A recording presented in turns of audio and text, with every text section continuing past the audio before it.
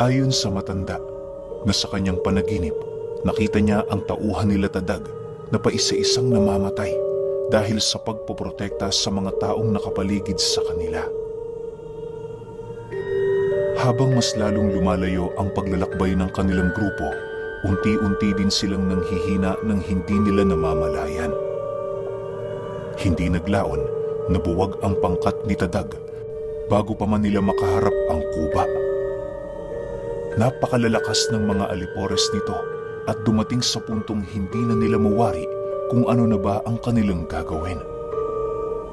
Dagdag pa ng matanda na sa paglalakbay nilang yon, hindi na nila nagawa pang makabalik sa kani-kanilang mga pamilya. Ang lupaing naiwan ni Tadag naging pagmamay-ari na din ng kuba. Ang pamilyang naiwan ng mga tauhan niya, inalipin ng mga ito hanggang sa iyon ay bawian ng buhay. Nagkagulo sa baryo at sa pagdating ng pagbalot ng dugo sa buwan, tuluyan ang binalot ng salot ang mga tao hanggang sa sila ay malipol. Mabilis ang pagkalat ng salot sa buong kalupaan at hindi naglaon, tuluyan na din itong nasakop ang iba pang baryo. Sa paghahari ng kuba, marami na sa mga dalubhasang albularyo ang nag-alay ng buhay. Bumagsak ang gobyerno ng tao at tuluyan ang naghari ang mga aswang at engkanto. Nanatiling gabi sa kabuuan ng lupain at ni minsan sa isang taon, wala nang sumikat pang araw. Nag-umpisa na ding magbago ang mundo na tila bang nagkakaroon na ito ng kaugnayan sa mundo ng mga engkanto.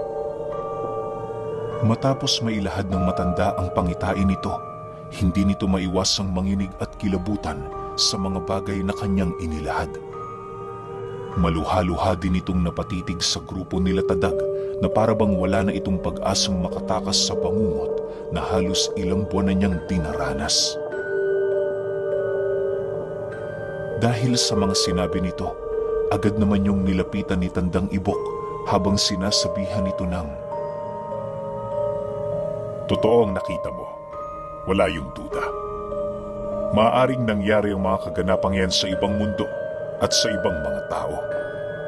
Huwag kang mag-alala. Kailanmay hindi iniutos ng Diyos sa mga minamahal niya na nakaukit na sa bato ang kanilang tadhana bago pa man nila yun ginawa. Espesyal ang mga tao, kaya nilang hulmahin ang hinaharap sa mga bagay na kanilang gusto. Magtiwala ka. Masyado kang nabubulagan ng takot mo. Manalangin ka, kaibigan. Yan ang sagot sa lahat ng iyong ikinakatakot."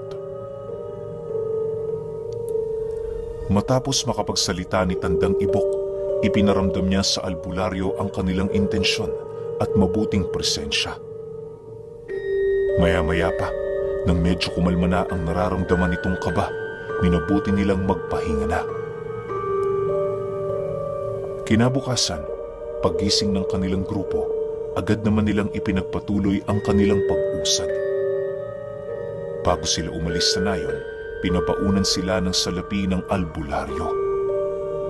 Parte yon ng mga inipon nito sa loob ng mahabang panahon, kaya na may kahit maliit na halaga lamang ang bagay na yon, labis nila itong ikinagalak. Matapos naman yung matanggap nila Tadag, taus-puso naman ang kanilang pasasalamat dahil sa mabubuti nitong ginawa sa kanila. Sa pag-alis nila sa lugar, bitbit nila ang takot at pag-asa na nakita nila sa matanda. Para sa kanilang grupo, walang puwang ang pagsuko at pagkatalo sa paniniwalang yun lamang ang magagawa nila upang mamuhay ng payapa. Makalipas lamang ang ilang oras na paglalakbay, nadapo na nga sila sa isang lugar kung saan napakaraming mga bulubuntukin. Habang tinatanaw nila ang magandang tanawin, pansin na pansin nila Tadag ang mga presensyang pilit nagkukubli sa paligid. Inaasahan naman nilang may mga nilalang doong naninirahan dahil sa mga punong animoy na tuyot na lamang ng walang dahilan. Maya-maya pa, laking gulat na lamang ng grupo ni Tadag nang makita nila ang dalawang magsasakang naglalakad papalapit sa kanila. Pagdating ng mga ito sa kanilang kinaroroonan, napansin nilang mga ordinaryong tao lamang ang mga ito, subalit meron yung mga kakaibang bukol na animoy tumubo na lamang sa kanilang mga katawan. Bagaman malalaki na ang bukol na yon, nakapagtatakang hindi ito napapansin ng mga magsasaka. Manong, mawalang galang na. Saan ho ba kayo nakatira? Bungad na wika ni Tadag sa dalawang magsasaka. Nang marinig nito ang kanyang sinabi, agad naman itong itinuro ang unahang bahagi ng bundok na kanilang dinaanan. Ayon sa magsasakang kanilang nakausap, sa likod ng bundok merong isang maliit na baryo. Malayo ito sa kabihasnan pero may iilang pamilya naman doong naninirahan. Dagdag pa ng lalaki, kaya lang naman sila nagawi sa bundok na yon, gawa ng di hamak na mas marami doong panggatong kumpara sa dati nilang pinagkukuhanan. Matapos namang marinig nila Tadag ang sinabi nito, doon na nila unti-unting tinanong ang magsasaka ukol sa mga kakaibang butlig na tumubo sa kanilang mga balat. Nang marinig naman yon ng dalawa, bakas sa pagmumukha nito ang tila bang pagkagulo sa mga sinasabi nila. Kahit anong kapakase ng mga ito sa kanilang katawan, wala naman yung nararamdamang butlig na nakausli. Maya-maya pa, nang medyo nakakaramdam na ng kakaiba ang mga magsasaka, dali-dali din naman yung umalis ng hindi nagpapaalam. Makalipas pa ang ilang minuto, doon na nagpasya ang kanilang grupo na umusad. Minabuti nilang wag na munang tulungan ang mga naninirahan roon sa kadahilan ng magdudulot lamang yon ng gulo at pagkaalarma sa kanilang mga kalaban. Inaasahan na kasi noon nila Tandang Ibok na mangyayari ang ganoong bagay, lalo pat ramdam na nila ang paglapit nila sa pugad ng kuba. Sa pagpapatuloy ng kanilang paglalakad, lahat sila nanatiling tahimik. Maigi nilang pinakikiramdaman ng buong paligid na parabang nagawa na nilang mapasok ang teritoryo ng mga nilalang. Dahil sa pangyayaring yan, iniwasan nilang dumaan sa gitna ng malapad na lupain nang sa gayoy hindi sila makita ng mga tagapagmasid na nagkukubli sa paligid. Habang binabagtas nila ang gilid ng kakahuyan, samot-saring huni ng mga ibon ang kanilang naririnig. May mga nasisipat din sila doong kwago at iba pang mga ibong halos bibihira na lamang magpakita sa mga baryo. Pagsapit ng 12:00 ng tanghali, minabuti muna nilang maghanap ng lugar na maaari nilang pagkainan. Sa pagdating nila noon sa nyugan, dali-dali namang umakyat ang iilan sa kanyang mga tauhan para kumuha ng buko. Sila Tadag naman, naghanda na ng kanilang mga pananghalian. Makalipas pa ang ilang minuto matapos ang kanilang salo-salo, napansin nila ang napakatahimik na paligid. Unti-unti na din nilang nararamdaman ang animoy kakaibang presensya ng nilalang na naninirahan sa lugar. Maya-maya pa, bigla naman silang napakuha ng kanilang mga armas nang makarinig sila ng isang malakas na atungal sa paligid. Nag-umpisa na din silang makarinig ng animoy kumakaripas ng takbo di kalayuan sa kanilang kinaroroonan. Dahil dito, dahan-dahan namang pumuesto ang kanyang mga tauhan na merong bitbit na kalasag sa unahan nilang bahagi. Habang patuloy na nagmamasid sila Tadag, nasipat naman nila ang 2 binatilyong hubot-hubad na mabilisang umaakyat ng puno. Alam nilang mga aswang ang mga nilalang na yon, kung kaya't sinubukan nila itong itaboy papalayo. Subalit kahit anong pagsindak nila dito, tila bang hindi man lang natitinag ang mga nilalang. Sa pagdating ng puntong wala na silang pagpipilian, iniutos ni Tandang Ibok na paligiran na ang 2. Inaasahan ng matanda na hindi yun magtatagal sa kanila, lalo pat hindi sapat ang bilang nito para makipagsabayan sa kanilang grupo. Matapos naman yung palibutan ng mga tauhan ni Tadag, agad naman nila yung pinababa sa puno sa pamamagitan ng pagtigalpo sa katawan nito. Nang unti-unti nang lumalapat sa katawan ng mga aswang ang kanilang mga usal, bigla naman yung bumagsak sa lupa habang patuloy na umaangil. Dahil sa tindi ng pinakawalang karunungan ng kanyang mga tauhan, kaya na may bakas sa pagmumukha ng dalawang nilalang ang labis nitong paghihirap. Kung ano-ano na din ang naiisip nitong gawin, ngunit sadyang hindi sila makaalis sa karunungang pinakawala ng mga tauhan ni Tadag. Makalipas pa ang ilang minuto, bigla namang kumalma ang mga ito nang marinig nila ang pagbabanta ni Manong Kamat. Animoy para yung mga aso na nasindak sa sinabi ng kanilang amo. Dahil sa pangyayaring yon, wala nang nagawa ang dalawa kundi ang sumuko. Upang maipakita ang kanilang pagsang-ayon sa nais mangyari ng grupo ni Tadag, minabuti nilang manumbalik sa kanilang mga orihinal na anyo. Taga saan kayo? Ano ang ginagawa nyo dito ng ganitong oras? Matagal na ba kayong nang bibiktima sa lugar na ito?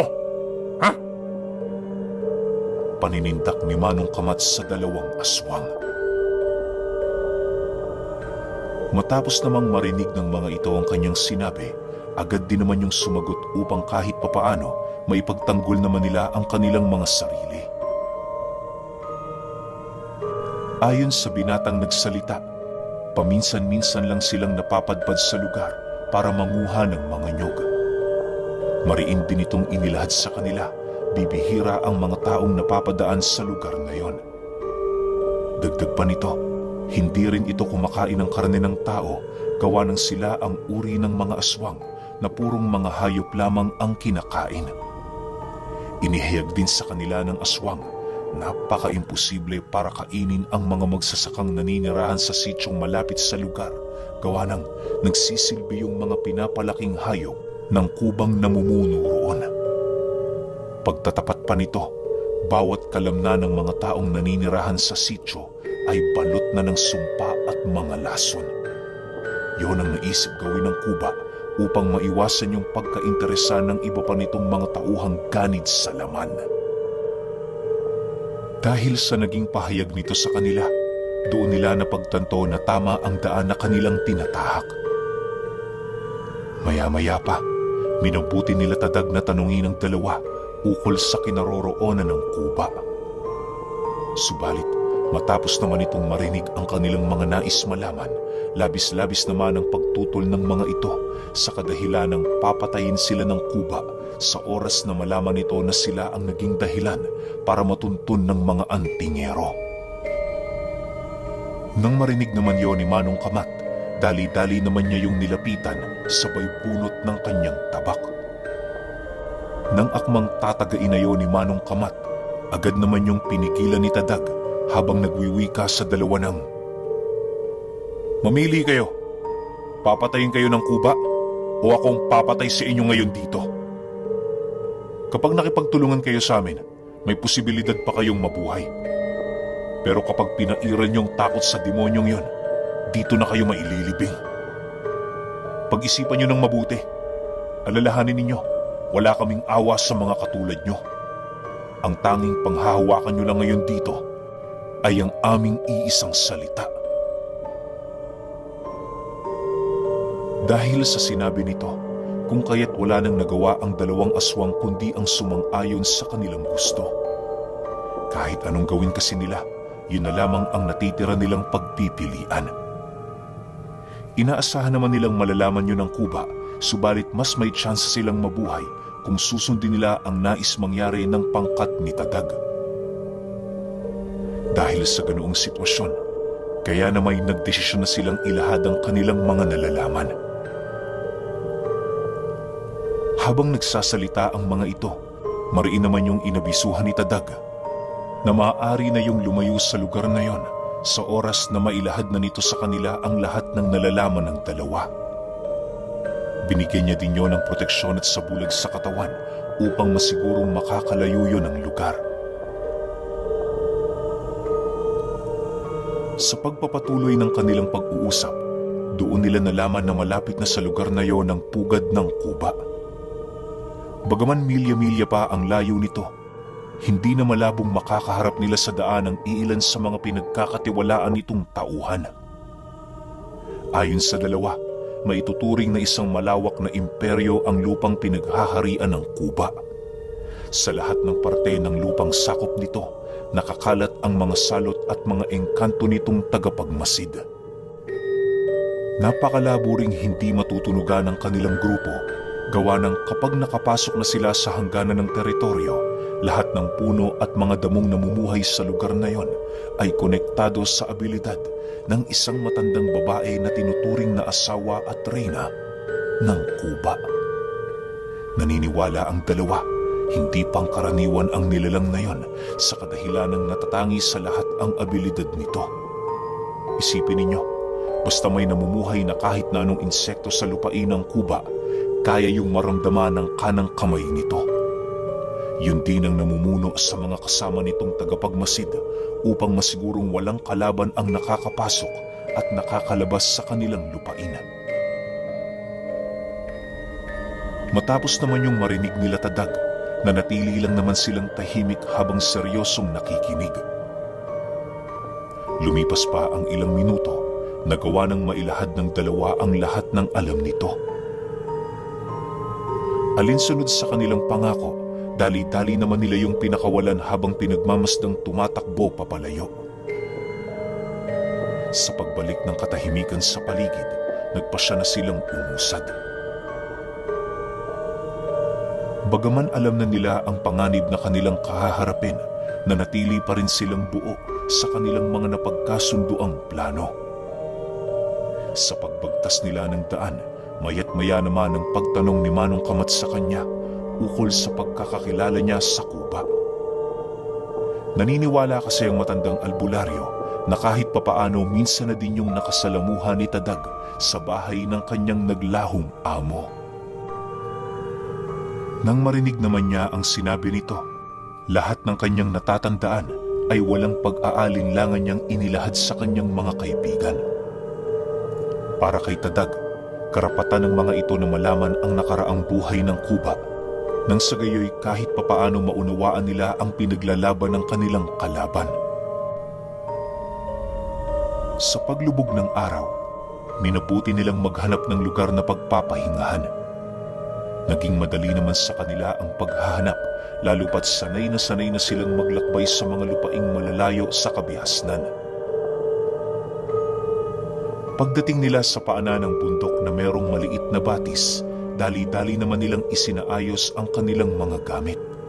Isa-isa na din nilang itinali ang kanilang mga kalabaw, habang ang iilan sa kanila ay abala sa pagluluto ng kanilang hapunan. Sa paglalim pa ng gabi, wala namang ibang ginawa sila Tadag kundi ang magbantay. Nahati sa dalawang pangkat ang kanilang grupo, nang sa gayoy magkaroon ng magandang pahinga ang bawat isa sa kanila. Hindi naman sila nababahala sa lugar na yon kahit papaano, gawa ng bago pa man makalapit sa kanila ang mga nilalang, ay magagawa na nila yung masilayan. Bilang pinuno ng grupo itong si Tadag, minabuti niyang sumabay kay Tandang Ibok sa pagbabantay.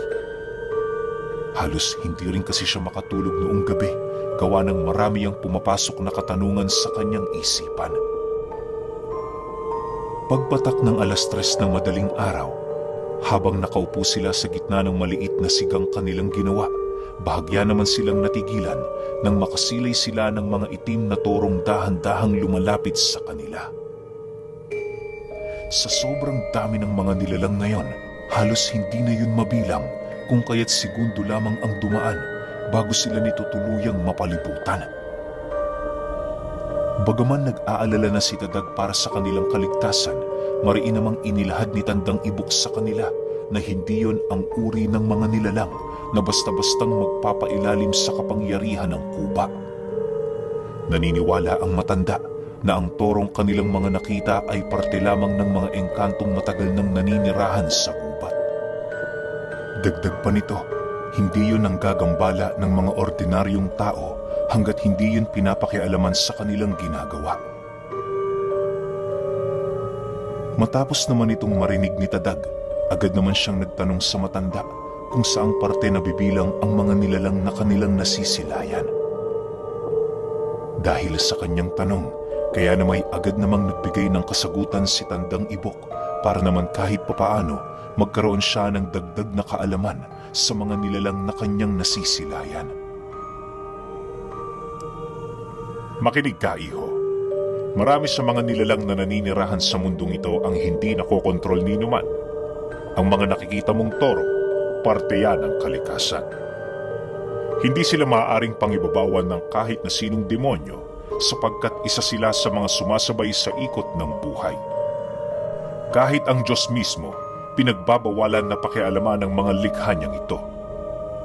Iwasan mong mabahala ng hindi nalalaman ng mga totoong nangyayari. Tandaan mo, maraming bagay sa mundong ito ang wala tayong kapasidad para malaman ang kasagutan at katotohanan. Wika ni Tandang Ibok. Nang marinig naman yon ni Tadag, wala naman siyang nagawa kundi pagmasdan ng mga toro. Makalipas lamang ang ilang minuto, unti-unti na niyang nararamdaman ang kapanatagan ng kanyang sarili gawa ng doon niya na pagtanto na wala naman yung ginagawang masama sa kanilang grupo. Sa pagkawala ng mga nilalang na yon, minabuti na lamang nilang ipagpatuloy ang kanilang pagbabantay. Para sa kanila, maituturing na tagumpay ang pagpapanatili ng mga kasama nilang nagpapahinga sa pagsapit ng gabi. Kinabukasan, bago pa man pumutok ang bukang liwayway, kasalukuyan ang naglalakbay ang kanilang grupo. Halos hindi na nila noon mawari kung nakapasok na ba sila sa teritoryo ng Kuba, gawa ng wala naman silang nasisipat na mga palatandaan sa lugar na kanilang kinaroroonan. Ang tanging ikinabahala pa noon nila Tadag ay ang animoy pagkawala ng kanilang matatalas na pang-amoy at pandama. Bagaman limitado na lamang ang pagramdam nila sa paligid, ipinagpatuloy pa rin nila ang kanilang paglalakbay sa lugar na yon. Pansamantala na din nilang isinangtabi ang kaligtasan ng kanilang grupo, lalo pat wala silang kaide-ideya sa mga demonyong makakaharap nila. Makalipas pa ang ilang minuto, habang nasa kasagsagan ng paglalakad ang grupo nila Tadag, bahagya naman silang naantala nang makasilay sila ng isang malaking mansyon sa gitna ng gubat. Bago pa man nila mapasok ang lugar na yon, nagawa na nilang masilayan ang iilang mga panauhing naninirahan sa lugar. Paglapit ng mga ito sa kanila, agad naman yung nagpakita ng paggalang habang tinatanong sila kung ano ba ang kanilang pakay sa lugar. Nang marinig naman ni Tadag ang sinabi nito, dali-dali naman siyang gumawa ng paraan para hindi sila makilala ng mga panauhin. Nagpanggap sila noon nang sa gayoy madali nilang malusutan ang tanong nito. Matapos namang marinig ng mga nilalang ang kanyang sinabi, agad naman sila nitong nilapitan para imbitahang pumasok sa malaking bahay na kanilang nasilayan sa gubat. Bagaman inaasahan na nilang hindi pangkaraniwan ng mga taong yon, pinilit pa rin nilang makipaglaro sa larong ginawa nito. Pagpasok nila sa mansyon, doon bumungad sa kanila ang mga nagsisilakihang guhit sa paligid na animoy ginawa ng mga taong may likas na talento. Habang pinagmamasdan nila Tadag ang mga ito, halos hindi naman sila makapaniwala sa kanilang mga nakikita. Alam nilang hindi pangkaraniwan ang mga nangyayari sa lugar na yon, subalit pinilit nilang makipaglaro alinsunod sa nais mangyari ng mga panauhing naninirahan sa lugar. Makalipas pa ang ilang minuto, bigla naman silang pinaupo ng lalaki sa sala habang patuloy na nakikipag-usap sa kanila. Ayon dito, banal ang lupang kanilang inaapakan, gawa ng yon ang nagsilbing tahanan ng mga diwata, ilang daang taon na ang nakakaraan. Dagdag pa nito, hindi sila mga ordinaryong tao, bagkus ay mga uri sila ng engkanto na gumagabay sa mga taong naliligaw sa lugar. Anya, upang maiwasan ang pagpasok ng mga antingero at iba pang mga ordinaryong tao sa lupain ng Kuba. Sila ang mga naatasang maging gabay upang iwasan ang lugar na yon. Naniniwala ang mga engkanto na sa pamamagitan ng kanilang ginagawa, maiiwasan ang nakatakdang digmaan sa pagitan ng mga antingero at mga nilalang na nasa panig ng kaliwa.